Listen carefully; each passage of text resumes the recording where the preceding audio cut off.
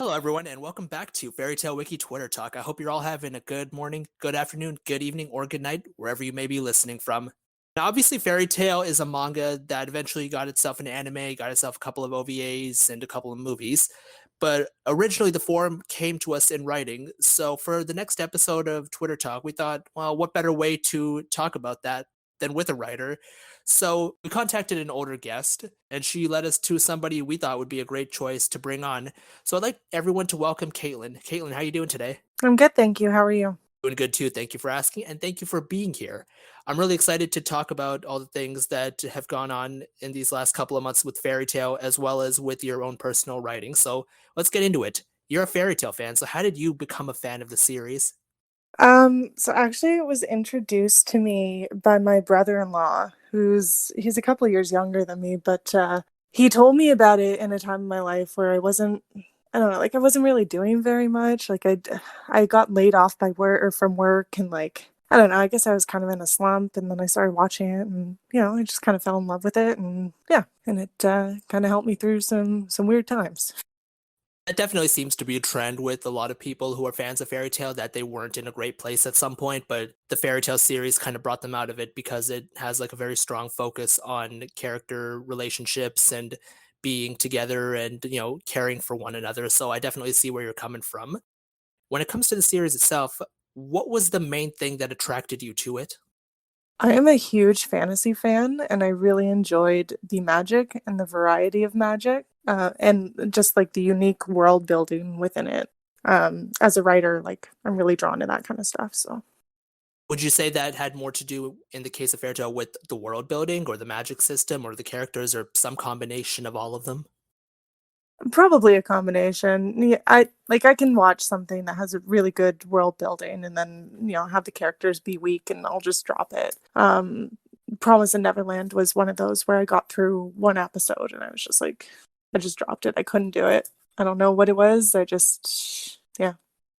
Well, I've never seen that anime, so I'll take your word on it. But when it comes to Fairy Tale, you said that you do like the characters. So who would you say is your favorite character in the series, and why are they your favorite?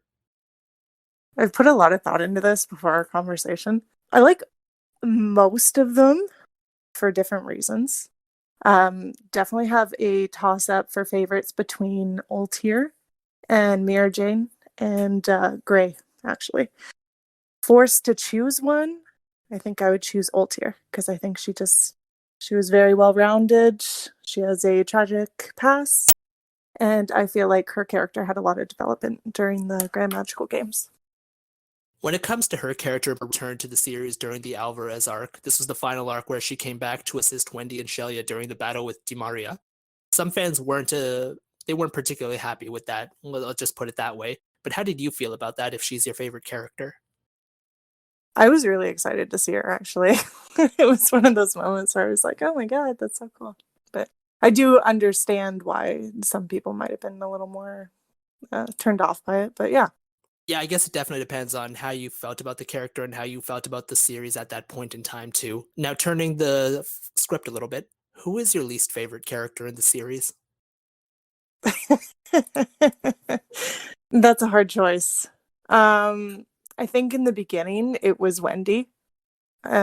She did a lot of growing during the Tartarus arc, and I really started to like her then. Um, but probably Happy, actually. I don't I don't find him to be particularly useful. It's an unpopular opinion for sure. Other than that though, I can't really think of anyone in the main like cast that I really dislike. I don't know if you can see it, but I'm actually using the heart eyes emoji right now just because that's actually my answer to that question as well. I despise Happy, and people have for years questioned me about it, and I continuously give the same answer, but nobody ever really seems to agree with me. So I'm glad I found somebody else who does. So thank you for that. I really appreciate that. No Now, worries. obviously, you mentioned a little bit about how Wendy grew during various arcs, like the Tartarus arc. So, when it comes to the stories of Mhm. Fairy Tale, what was your favorite story arc in the series so far? Um, I also put a lot of thought into this one actually. So I think it was actually the Grand Magical Games because a lot of people were showcased, a lot of people that you, or a lot of characters, I guess, that you wouldn't normally get to see. And you got to see a lot of different magic. I was really disenfranchised with it during the Mira Jane battle with Jenny. I was not a fan, so that kind of destroyed the arc for me a bit there. Other than that, though, my top arc, I'm going to say, is actually Tartarus, because I feel like a lot of stuff was on the line. We saw the most growth within characters, and just like, I don't know, like the most risks were taken during storytelling during that arc. And I felt like that really grew the story for me.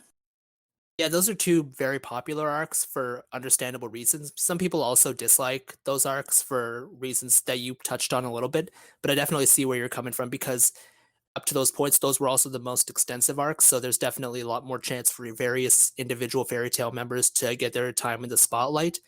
Mirjane, in that case, being one of them, but we can definitely come back to that because I will have a follow up question. Flipping it around a bit, what's your least favorite arc in the series? Galuna Island. I really didn't like it. I don't know. Like, I liked the idea of it, and I liked the main cast's role in it. I hated the villains. I hated them. They were awful. Terrible. In my opinion. It wasn't good writing. I didn't believe them.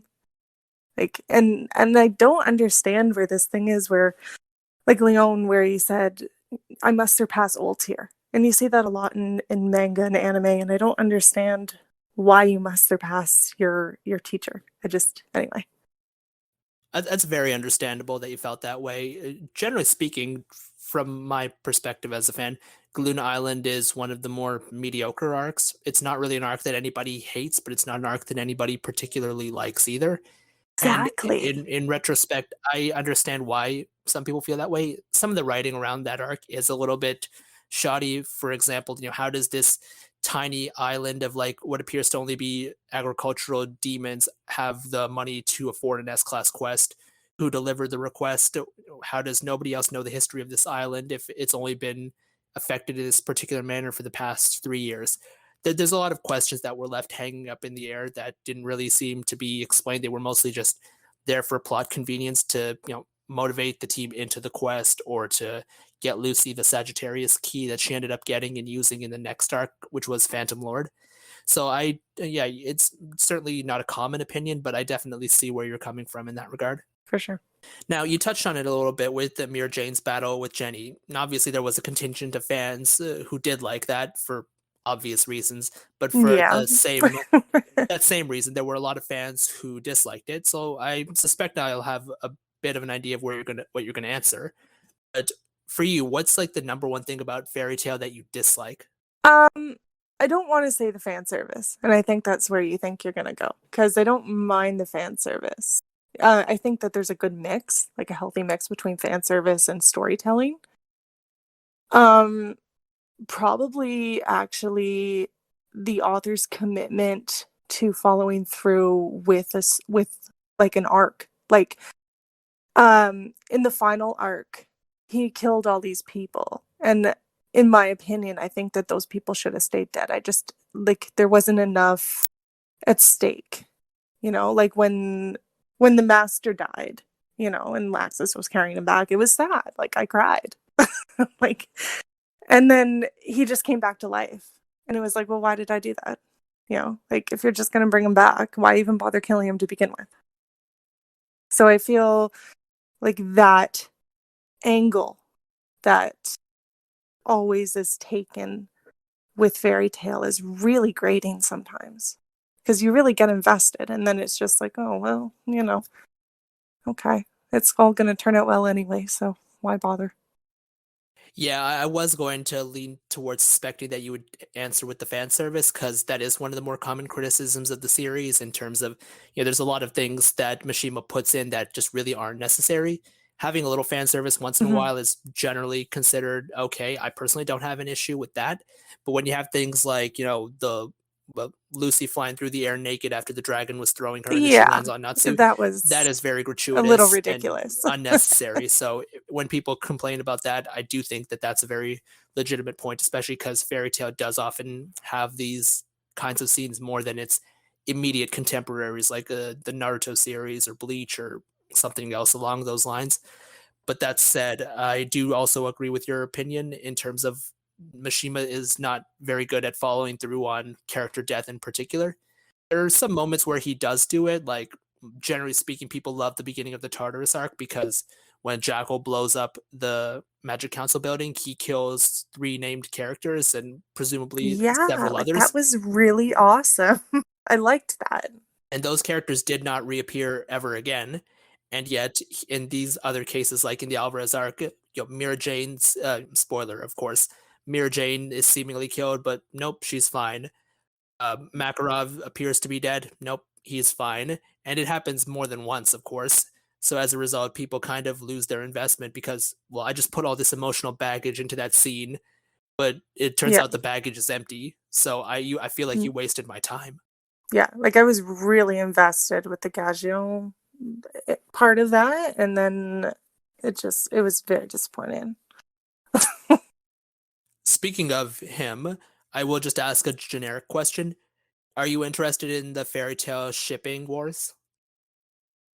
So I feel like I get a lot of that on my Twitter.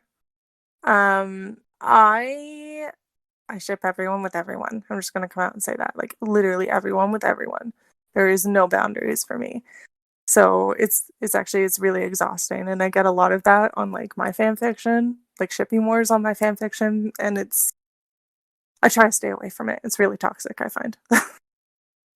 That is definitely something that everybody who has ever written fan fiction would agree with. And even if you haven't written it, you probably just see it when you're on a forum or if you're on Twitter. So certainly no love lost there. That's definitely understandable. But on the hmm topic of writing fan fiction, so that's one of the biggest reasons I wanted to have you on here. So you're a fan fiction writer, you've written a number of stories. So what initially sparked your interest in that? Um when I picked up Fairy Tale, there was only one season. I think there actually still is only one season on Netflix. And I watched that and then I streamed all of it online. And then I got to a point where it was fan dubbed because I at that time I didn't watch sub. Um, and it hadn't been moved into anime yet. Like they were still making it.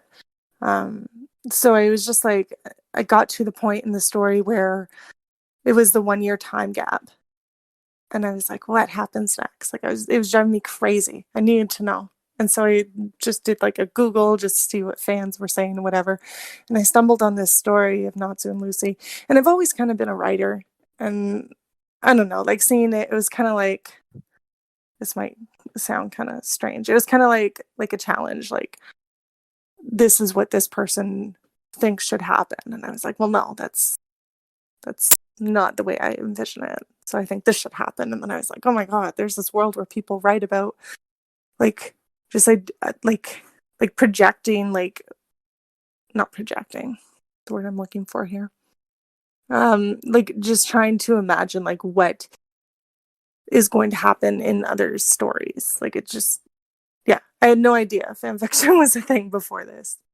So I don't know, like I kind of just dived in because I hadn't really been writing for a while and then I got into it and yeah, the rest is history. How long ago was this? This was 2015. Gotcha. Curious, partially because you said Fairy Tale on Netflix. Well, unfortunately, it's not on Canadian Netflix anymore. It was actually just Is it removed. not? Did they remove it? They did remove it at the beginning of Oh. February 2021, which is unfortunate. But at the same time, you are right. They only ever had one season on, and this was something that we at the Fairytale Wiki Twitter consistently had to deal with. People asking us like, "Hey, is Netflix going to add another season of Fairytale?" And be like, we don't know that. You should go tweet at them. I just purchased all of my fairy tale up until last arc, so I'm good for now. In that case, you're going to be fine. So now, when it comes to fairy tale fan fiction, obviously it's a popular series on fanfiction.net. It's one of the most popular anime series. I believe it's like number 6 or number 7 right now in terms of like which series have the highest number of stories written about them. Mhm. So, what were the challenges that you faced specific to writing fairy tale fan fiction? when I first got into it, I wasn't very confident. I'm a dark fantasy writer. So fairy tale's a little bit outside of my wheelhouse. Like sometimes it's very light. Very fluff. I don't want to say fluffy, but like it's really lighthearted. And a lot of the fans want to read lighthearted fan fiction. Um so I found that I was always trying to meet those expectations and like get those views, right? And like get the positive reviews.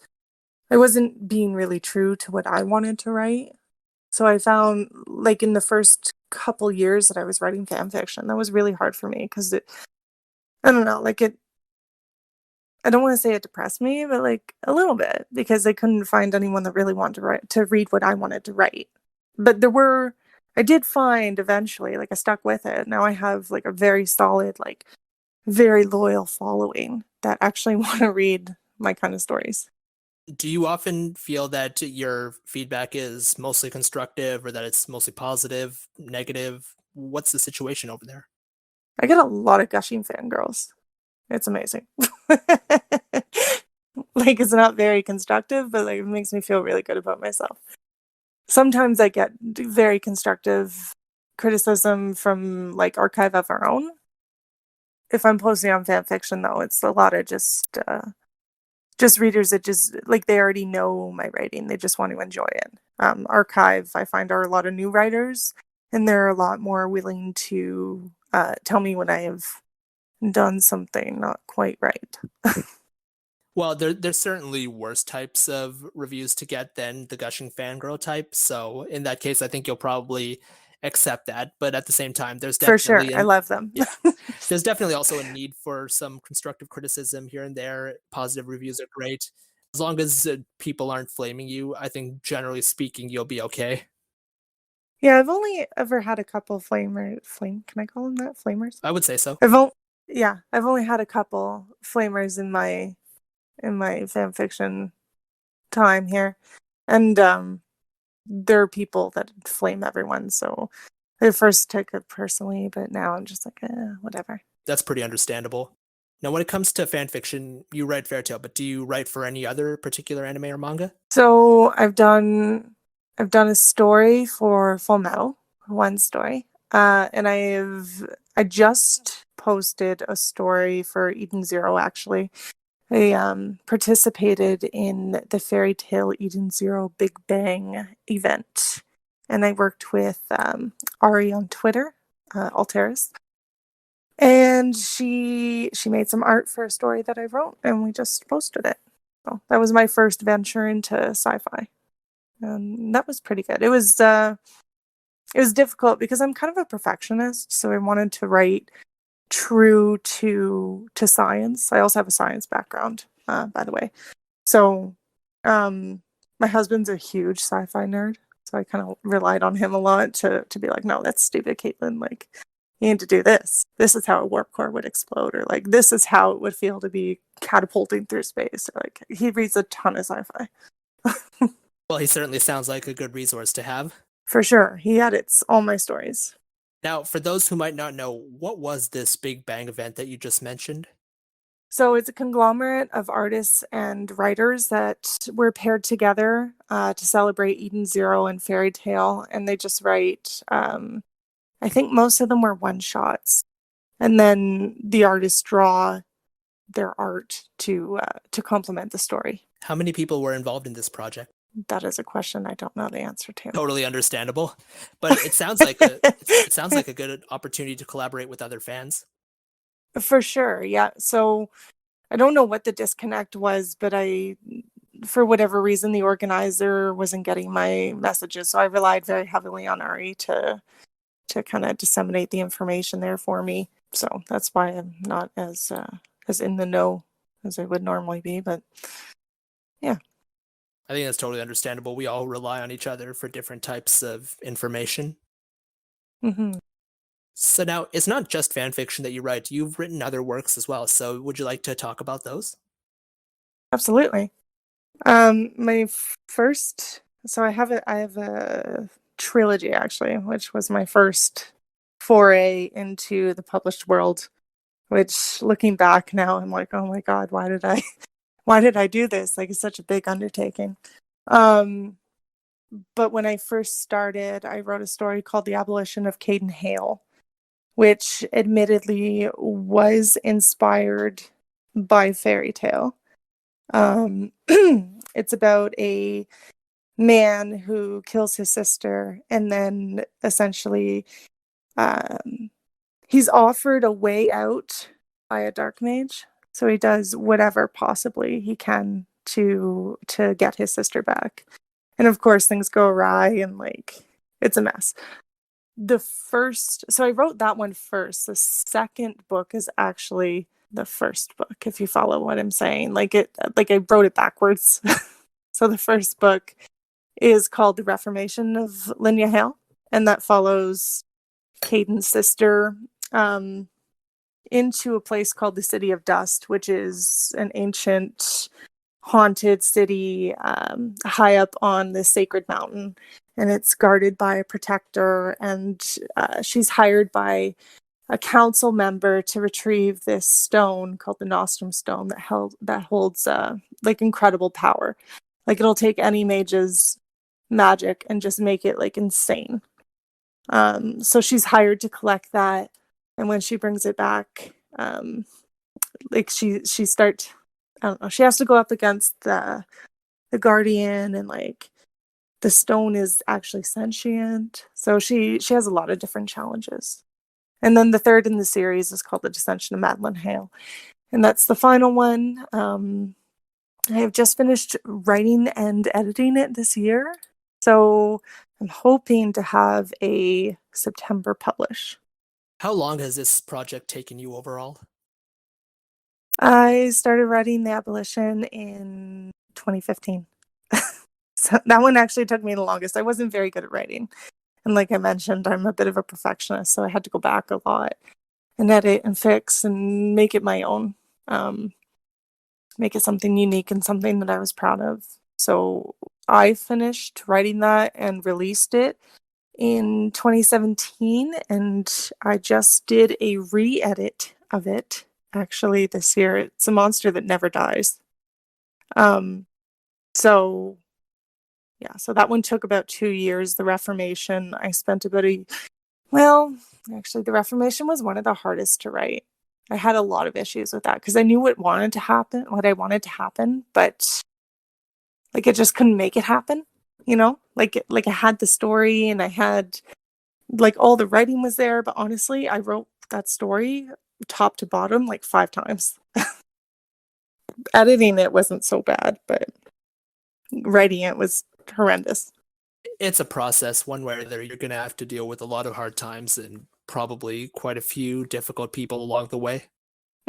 For sure. For you, what was the most difficult thing that you encountered while you were working on your trilogy? Try not to self-insert. Like trying to make your character unique, and their own character, and not like put yourself in there for everything. Like there's a lot of me in Caden. Like he's very headstrong. He's very like he's very shotgun in his decisions. His sister Linya's a lot more lighthearted. And I like that was challenging for me to make her very like very young and very innocent and very like just ready for the world, right? Like nothing can hold her down. So, in the end, how would you say that your book was received? Um, I have a lot of very like I mentioned, I have a lot of very loyal readers. um, I had to push that book a bit when it first came out. I think a lot of people expected expected the book not to be very good. I don't want to say that, but I think like there was an expectation, like a brand new writer, right? Of course. Um, like the story wasn't going to be very good, but the ones that did take a chance on it and read it were like, oh my God, this is actually amazing. Which was nice. It was nice to hear that they liked it. But also, like, it was kind of like, oh, what do you mean it's actually amazing? Like, I'm amazing. Of course it's amazing. Well, I'm glad that people liked it in that case. I mean, certainly Yeah, in for your sure. mind, it must have been like a little bit difficult to deal with that, especially because you know you're a new writer and maybe the expectations aren't very high. But there's a phrase that I've heard quite a while ago about writers that the biggest critic is that voice in the back of their head that's constantly telling them they're not good enough. Would you say that was the case for you? Definitely imposter syndrome, yes. That's we have a word for that in the writing community is imposter syndrome. And I still get it from time to time. Like when I mentioned I just finished editing The Abolition again. Like I was reading it and I was like, "Oh my god, Caitlin, what did you do?" Like I can write this story way better now. But there's a comes a time where you have to be like, "No. Like this is a story and this is the best you could do at the time and this is yeah, like people are going to enjoy it." You just have to tell yourself that. And it looks like they did. So, on that note, if you could go back in time and tell your original writer self from 2015 or 16, give them one piece of advice, what would you say? Write the story you want to write.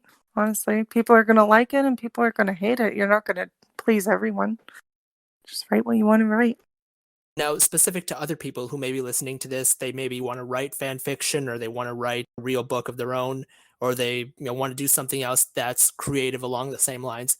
What advice would you give to them? Don't stop. You hear that a lot, like don't give up. And it's true. You will get better. You're not going to be great right now, but you will get better. And you'll look back and it'll be very gradual. But you'll look back and you'll be like, oh man, I really sucked then. But now I'm amazing. Just keep going. Yeah, there's definitely an element of like perseverance with any kind of venture, but when it comes to writing in particular, I think that because of the time consuming nature it takes, it definitely requires a little bit more discipline and mental focus in that regard, but also a lot of encouragement because it's such a long process. For sure. Definitely. I think a lot of people get discouraged because they'll write a story and they won't get any views or any reviews and then they'll just stop. I see that a lot on fan fiction actually. Stories that have like two chapters or three chapters and you read the synopsis and you're like, actually that's a pretty good idea. But they just never finish because they just I don't know, like they just lose steam. Yeah, it's definitely a situation that, I know people who've been in that position because real life does catch up with you as well, especially in the case of fan fiction because, fanfiction.net, fun place. I used to even write there myself. Not exactly great if you need to earn money though.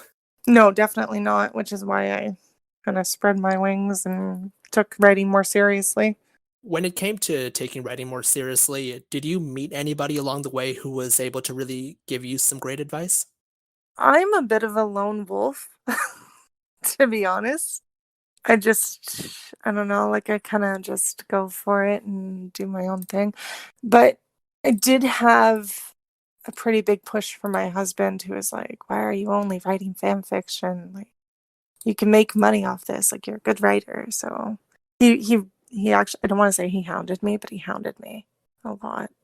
So it was like whatever. Like finally I'll make my own Patreon. And if people want to pay me, then I guess they'll pay me. And surprisingly they did, which was amazing, but it was kind of weird to think about. Well, money is always nice to have, but I definitely understand where your husband might have been coming from because, in a certain sense, he might have felt like you were wasting your talents. Which I don't I agree and I don't like starting with fan fiction. It taught me how to world build. It taught me how to characterize. Like it taught me like grammatical things. Like I can't even remember. Sorry, I can't even remember his handle, but he was like, "You're doing this grammatically wrong. Like this is terrible, and not terrible, but like this should be like this." And I was like, "Oh my god! Like of course." Which is crazy because I read so much, but sometimes you don't like take that and look critically at your own work, you know? So I feel in that regard, like it was really important to start with a community like fan fiction. Yeah, most definitely. It of course depends on like people's perspectives and what they're doing at the time. Obviously, your husband has kind of a different vested interest than a reader who lives in some other city. So I'm saying his For sure. motivation might have been different when he was saying that, but at the same time, Hmm. it's also it comes down to you at the end of the day. Yeah, definitely. So now, when it comes to you, Caitlin, do you have anything you'd like to say before we wrap up for today?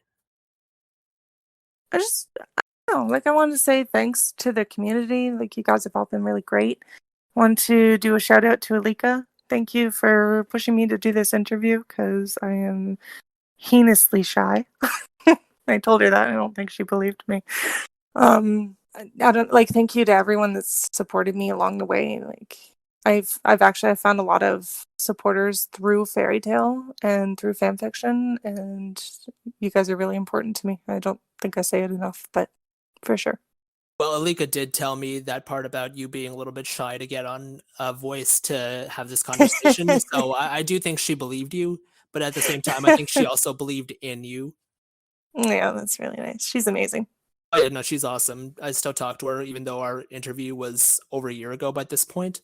But she's very Hmm. nice to hang out with and really good in terms of like encouraging people to do new things. For sure. So on that note, I'm just going to wrap this up for the day. So Caitlin, thank you again for being here. I think everybody who has listened to this has definitely learned a lot about what it takes to be a writer, learned a little bit about you and your fandom, and I hope you had a good time. I did. Thank you for including me. You're certainly welcome. I mean, this is what Fairytale Wiki Twitter Talk is all about. We want to get to know our fans. We want our fans to get to know each other, and we want you guys to, put yourselves out there more so that you get more invested in the community and that, you develop those kinds of connections. And it, as cheesy as it may be, somebody previous said it, create your own kind of fairytale wiki or sorry, fairytale guild in real life. Hmm. For sure. I've seen that quite a lot on the Fairytale Facebook page and Fairytale Twitter, and for sure. I think it does resonate. Absolutely. And also, listeners, thank you as well for listening to us. We hope you guys enjoyed yourselves.